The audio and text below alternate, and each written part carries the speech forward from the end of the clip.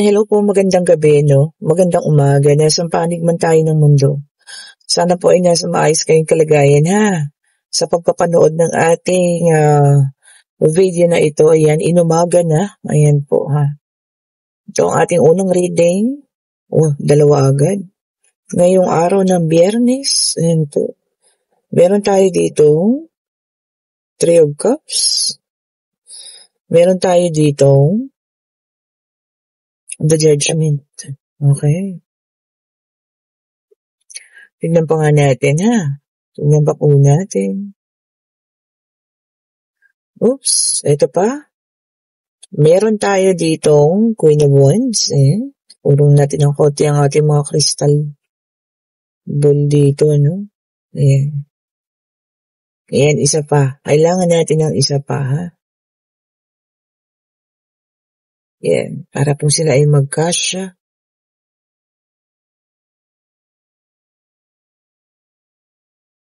Tignan pa nga natin. Ayan, yung kung gusto po magpa-schedule mamaya ng reading, ha? Ayan. Pwede pa naman. Ayan po, ha? Pero may mga schedule na tayo ng maaga. Sa gabi. Meron na ba sa gabi? Parang not sure po kung meron na sa gabi, ano? Pero meron tayo ng umaga. Ayan, ayusin lang natin. 3 agad sa umaga. Ayan. Pero sa gabi yata, 2 po sa umaga. May isang tanghali, isang hapon. Ayan po, ha. Sa gabi wala pa.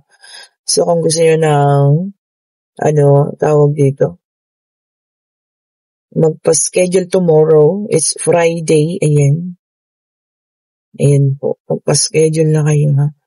Nagpapasalamat po ako sa mga nagbibigay ng balato. Ayan. Ma'am, salamat po sa sinend mong balato. Nanalo siya, STL 7,000. Ayan, thank you po, ma'am, ha. Marami pong salamat. And then, meron tayong The Hierophant. Ayan po. Tapos, meron din pong nag-send. Pero wala naman yung siyang sinabi. Kundi nakalagay lang, balato. Tapos hindi sa akin kung sino po kayo. Ayan, ma'am. Kung ma'am ka man o sir, salamat po sa sinend niyo po, ha. Thank you so much po. Ayan. Nanalo din siguro siya, pero hindi na siya nagpakilala po sa akin. Ayan, mga nagsisend. Salamat po sa inyo, ha. Maraming pong salamat. Basta nakalagay lang doon sa mensahe ay, balato mo. Gano'n. Ayan, salamat po sa inyo, no? Ayan po. Maraming salamat po. Tapos meron tayo dito, Queen of Pentacles. Parang simula nung binasa ko yung reading na yun, meron na po yatang 20, no? Na nag-chat sa akin, na nanalo na. So, ayan, ha. Baka sa susunod kayo naman. So, ayun po, ha. Congratulations sa mga nanalo na yan.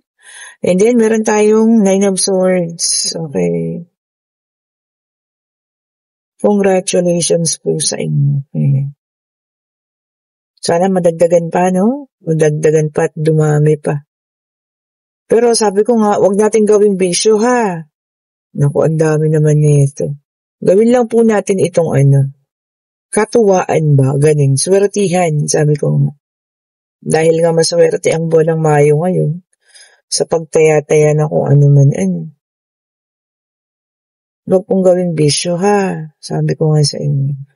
Lalo na yung iba, malalakihan. Ako, mahirap po yun. Okay. So, ito po, kompleto na, ha? Last natin is 3 of Swords. Okay. Meron tao ditong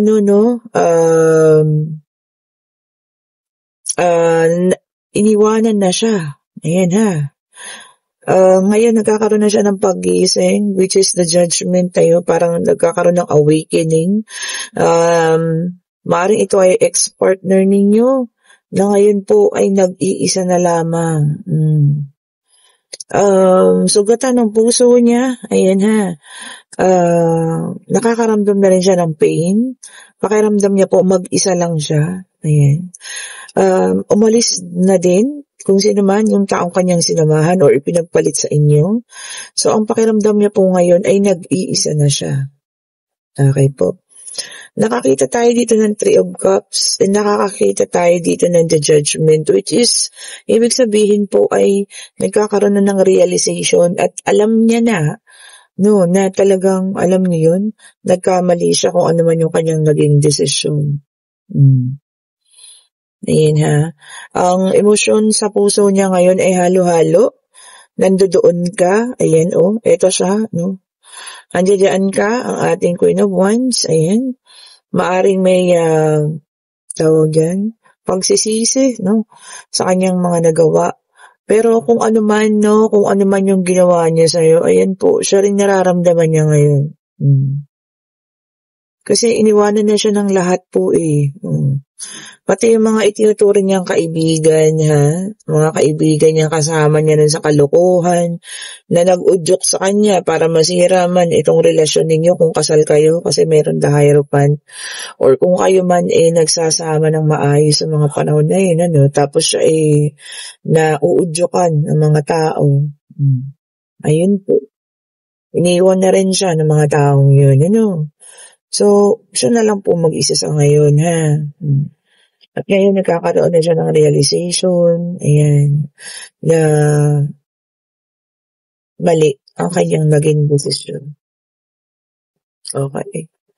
Sa pagkakataong ito, sabi ko nga, laging nasa huli ang pagsisisi. Wala naman yan sa bungad. Di ba? Sana, ng mga panahon na yun, bago kayo nagkasira, bago siya sumama sa iba, bago siya nagpadala sa mga pang-uudyok ng mga ibang tao para sirain yung kung ano man yung meron kayo, sana nag-isip din, sana hindi nagpadala. Kasi ngayon, wala iniwan din siya ng mga taong yan, ayan. Iniwan siya ng babaeng sinamahan niya, kung babae o lalaki. Ngayon po, mag-isa siyang sugatan. Maaari siguro, na alam niyo yan, nagkakaroon siya ng pag-iisip ngayon na mali ang kanyang ginawa. At siguro naiisip niya na rin na parang ito na yung karma sa ginawa kong pananakit sa kanya or sa inyo. Diba? Yun lang, masakit, diba? Kasi ngayon, wala siya talaga ultimong mga tao na akala niya, pinagkakatiwalaan niyang matitino, iniwanan na siya. Mag-isa lang po siya, tingnan niyo. Okay? Maaring iba sa inyo ay may awa, naaawa, ganyan, kung talagang nakakabalita kayo na sa kanya ito nangyayari, maaaring may naaawa, ganyan, maaaring may gustong puntahan siya, ganyan, pero kayo po, mag-isip muna tayo, ng maraming beses bago tayo magpasya. Okay po. Eto na tayo, tingnan natin. Pagpatuloy, ayan. So, meron tayo ditong 7 of Swords, air sign, naka-reverse. Gemini, Libra, in Aquarius. Ayun na nga po, rethinking. Nagdadalawang isip. Ayun na. Alam niya na po. Sabi rito, self-deceit. Ibig sabihin, niloko niya lang yung sarili niya. Diba? Unang-una pa lang naman, alam naman niya Diba? Na masakit para sa'yo yung kanyang ginawa. Pero, tinuloy niya pa rin. Dahil saan? Dahil sa ego niya. Dahil nga sa pangsusulsol ng mga taong akala niya, tunay niyang kaibigan, diba? Siya pa yung pinaniga na tama raw yung Hindi ginaid lang siya sa pagkasira ninyo. Okay, and then meron tayong the Hermit, which is an earth sign. Ayan, Sa ngayon po, siya ay kumbaga, nagso-soul searching. Diba? Hinahanap niya yung kanyang sarili. Somehow, parang alam niyo yun, nawala din siya sa kanyang sarili.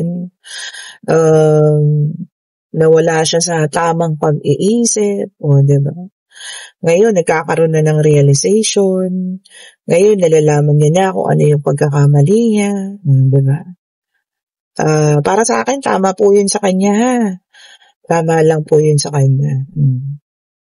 Naku, kung ako sa inyo, bayaan niyo pa muna yan. O, di ba? Kahit gaano niyo kamahal ang isang tao, mas mabuti po yun para malaman niya ang kanyang mga pagkakamali. Okay, and then meron tayong the magician, which is an earth sign. O, air na naman ha. O, action. So, siya talaga yung gagawa rin ng paraan para alam niyo yun, buhatin niya or kumbaga tumayo siya. Tumayo siya ngayon Siya naman yung bumangon sa pagkakalugmok niya. And then, meron din tayo ditong page of wands, ayan. So, this is a fire sign, and wala siyang direksyon ngayon. Lack of direction. Yun na nga. Kailangan muna, syempre, ibangon niya yung sarili niya, tsaka siya maghanap ng direksyon po, ha. Kung saan man siya ngayon, papunta. Ito yung tinatawag na karma. Sabi ko nga sa inyo, alangan naman, nakasakit ka na, mga dating panahon, gusto mo, okay ka pa rin. Diba? Hindi po tama naman yun, diba? Paano ka naman? Tsaka kailangan bigyan na siya ng lesson ng ating Panginoon. Okay, and then meron tayong Three of Swords, air sign na naman. Ayan, yung iba sa inyo, tawag dito, talagang in pain pa rin, masakit ang puso, ayan, Tapos, merong confession, may aaminin. Yung iba sa inyo may aaminin, Kung ano man itong aaminin ninyo, ayan po, Kung kano naman kayo aamin. At least, di ba, nagpakatotoo tayo. Alam mo yun, minsan sa buhay mo, yung kailangan magpakatotoo ka. Di ba, maaari niya siya din, nasa situational reading, aaminin niya na siya po ay nagkamali. Diba? Kung hindi man sa'yo, siguro sa ibang tao, papaalam niya na, nagkamali ako, ganun. Diba, no? Ayan, tumalbog na naman ang ating baraha. Okay, and then meron tayo dito, Four of Pentacles in reverse, earth sign na naman. Ayan. Yung iba naman sa inyo rito, possessive daw. Ano ba yan? Ikaw ba yung possessive? O meron kang ka-partner ngayon na sobrang possessive, na halos ayaw kang palabasin? Alam niyo yun? Sobra yung pagka-possessive, hindi na po pagmamahal yun, manipulation and possessiveness na po ang tawag doon. Naku, huwag yung hahayaan po na kayo manipula ng isang tao. Okay po, hanggat kaya niyo pong kontrolin, kayo ang kumontrol po. And then, meron tayong the Hierophant, earth sign. Ayan po, Trust. Ayan, Yung iba sa inyo, mawawala ng tiwala. Kung kanino man yan, Baka merong pangyayari na may gagawin sa inyo na mawawala ang tiwala ninyo. Kung ano man po ito, ayan. Magpakatatag kasi tiwala na yung pinag-uusapan dyan, Kung ano man tiwala man yan, itong mawawala po, And then, meron tayong Ten of Swords, air sign, Gemini, Libra, and Aquarius. So far, madami tayong air sign and earth. Sabi dito, may masisira. Yan, ruin. Malalim na pagkasira. Ayan. Pwedeng relasyon, ayan po, Pwedeng pagkasira ng pamilya, pwedeng kung ano man, ayan, Kung kayo yung nakakaramdam na parang may paparating na ganito, kontrahin na yan. Magpalyo santo kayo, pausok. Kung meron man masisira kayong mararamdaman ninyo, masisira kahit bagay pa man yan o isang ano man yan, kontrahin nyo yan. Magpausok na kayo tuwing Biyernes po, Tayo paminsan kahit anong pangontra natin gawin, diba, matutuloy at matutuloy pa rin Lalo na kapag nakaguhit na, sa ating mga kapalaran at sa ating buhay, kung ano man yung bagay na masisira na yan. Pwede rin magkasira ng tiwala, diba? Sabi dito kasi deep ruin, malalim. Relasyon, kung ano man po yan. Okay, tingnan pa nga natin. Sana lang po, kung ano man ang bagay, maaring ikaw din, diba? Sisirain ka ng isang tao. Pero alam mo yon, kung malakas ang paniniwala mo sa Diyos, alam mo, hindi ka tatalaban at hindi ka tatalaban ng mga ganyan bagay po, Okay, and then meron tayo dito, Two of Pentacles in reverse. Okay po. Yung iba sa inyo, nasosobra sa commitment. O, ano ba yan? Overcommitted daw po. Pwede ito naman sa trabaho. Naku, alagaan din natin ang katawan natin po, ha. Huwag po masyado naman tayo magpakababad sa paghahanap buhay po. Sabi ko sa inyo, isa lang ang ating buhay at isa lang po ang ating katawan. Ingatan po ninyo ang inyong sarili. Ano? Ayan na. Yung kaya lang natin pangatawanan po, mag-commit tayo sa mga bagay na kaya natin pangatawanan po, ha. Di ba? Huwag daw maging overcommitted. Okay? And then, meron tayo ditong water sign. So, ito na, kompleto na. Air, earth, fire, and water. The death. Sabi dito, end of cycle o pagtatapos. Maaring tayo ay nasa cycle ng tawag dito, pagbangon. So, ayan, ano? Or meron naman tayong heartbroken yung mga iba dyan. So, magtatapos na po ang ano na yun, ha? Cycle na yun. Kailan ba natin malalaman na tayo po ay alam niyo yun, tapos na. Naka-move on na. Na talagang, alam niyo yung sugatan mong puso o yung basag mong puso na-scotch tape na. O kaya na-stapler na. Yung kumbaga buo na ulit. Paano nyo malalaman?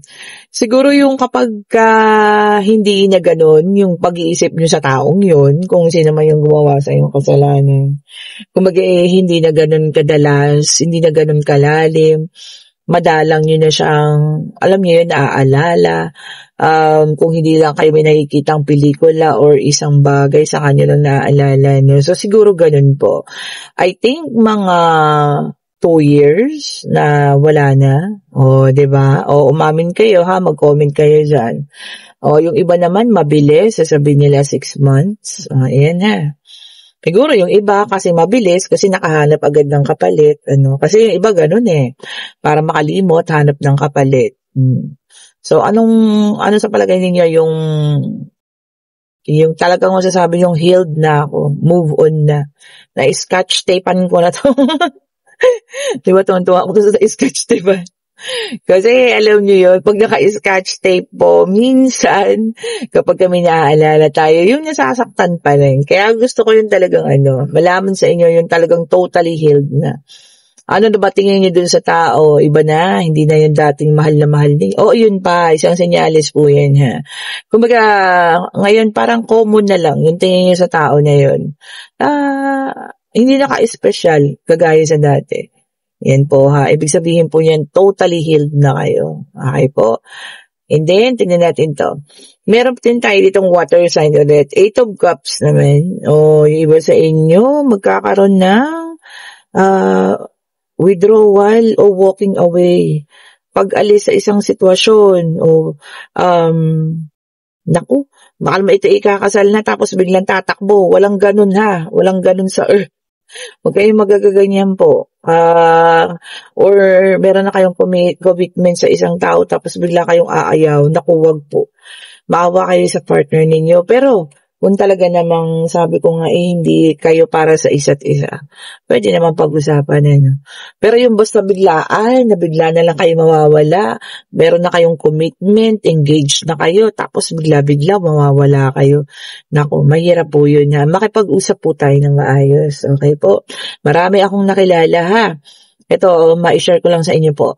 Marami na akong nakilala, kaibigan, kapitbahay namin, yung talagang araw na ng kasal, saka umurong.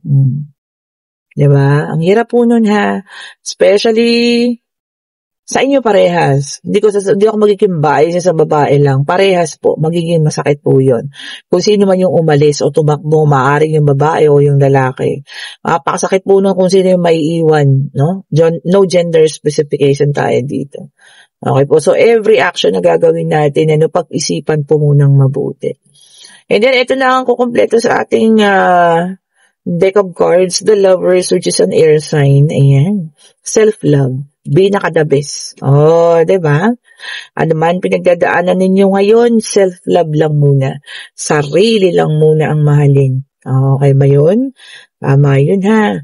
And kung kayo yung nasa situational reading, na nakababalita kayo na ang person ninyo o ang ex ninyo ay nag-iisa na ngayon, kumbaga tinalikuran na ng mga inaakala niyang kaibigan niya, yung mga sulsol na mga na yun, inayupak, walang H, o mga inayupak na yun. Ay nako, iniwanan na siya. Ano sabihin natin? Deserve mo yan? Siguro kailangan mo rin magpakatatag, especially kung mahal mo pa yung tao. Kasi kailangan niya yun pagdaanan, diba? Remember, pinagdaanan mo rin yun. Yung pain, lahat ng sakit na yung pinagdaanan mo yun nung meron siyang ginawa sa'yo or iniwanan ka niya. So, hayaan niyo po siya, namaramdaman niya rin. Okay? Tignan na natin kung anong lalabas po ha, na maswerteng numero, bonus. Ayan ha.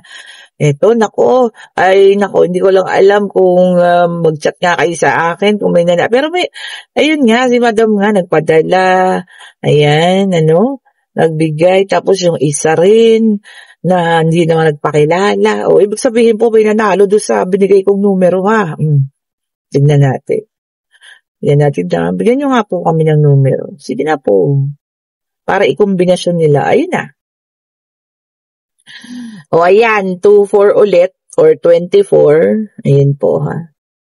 Kunin nyo na yan. Check natin. The same thing. Ayan, alisin na natin. Parehas eh. Ito, tignan pa natin. Okay po. So, ito dalawa yung nag-flip. Ayun.